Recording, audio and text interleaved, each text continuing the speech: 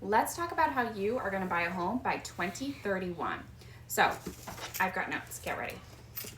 First, we're going to talk about this acronym here that I've got laid out.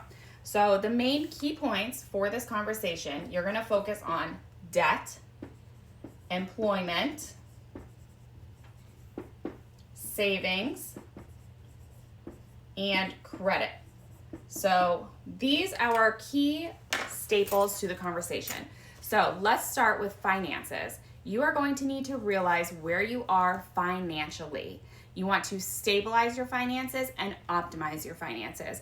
So we're going to start with this, tracking your expenses. So I do this in Excel spreadsheet. Every 15 days, I look at my credit cards, I look at my statements, all of that, and I track it in an Excel spreadsheet. You can do this in an app like Mint, but you want to track what is going out of your accounts every single month and what is coming in. And obviously, if you are spending more than you are making, you need to focus on what's going out and how can you stabilize that? What can you reduce?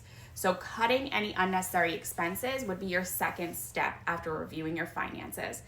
Now, one thing I do is I order out lunch a lot, and that's something that I really need to cut in 2026. So ordering out things like subscriptions that you aren't using, those are items that can be cut. Take a look at your expenses and what can you cut from your daily, weekly, monthly expenses. One tip is that I heard, and I do, is all of my subscriptions are on one credit card. So every month when I pull that, I see the reoccurring cost and I think, not really using that anymore. I don't need that. Or reduce it. You know, there are tiers to different subscriptions. If you're using one tier and you don't need that anymore, you could drop it down. So take a look at your subscriptions. What I did last month was a tech audit, and I listed absolutely everything that I was paying for monthly and went through it and did just that. What am I using? What am I not using? What could I drop down a tier so that I can save in different areas? So then you're going to take a look at your income. So in Massachusetts, the average household income needs to make $210,000 in order to buy the average priced home. That's painful to hear. I completely understand that.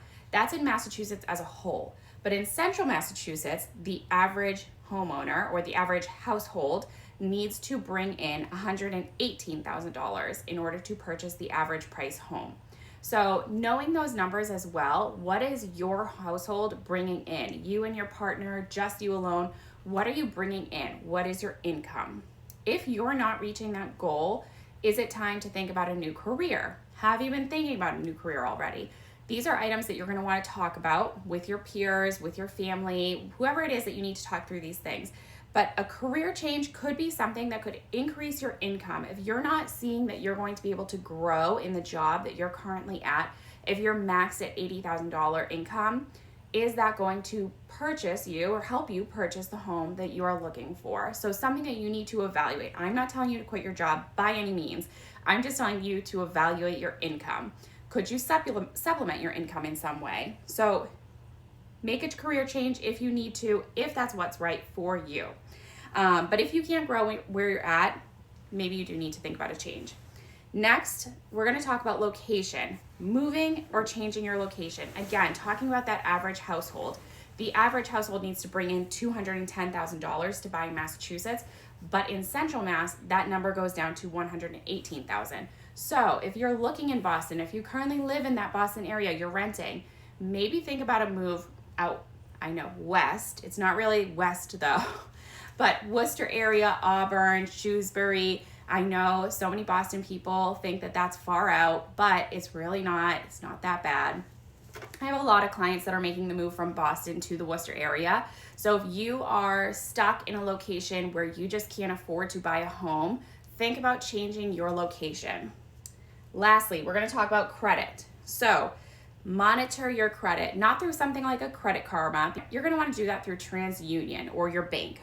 So you're going to want to look at your credit, what's on your credit, what can you pay off? Pay things off early, and you want to keep your usage under 30%, but you don't want your balance to be staying at zero all the time. Just keep your usage under 30%. That's very important for your credit.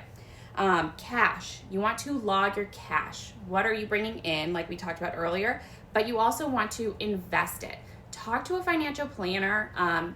Take a look at financial planners' Instagram accounts. They have tons of tips on how to invest and where to invest. So take your cash and invest it. And then conscious consumption, consume everything around you and make your consumption an investment. Invest in yourself, invest in your health, invest in your life, invest in your time, and invest in your consumption. So realize where you are at financially, stabilize where you're at financially, and optimize it. That is how you are going to buy a home in the next 5 years.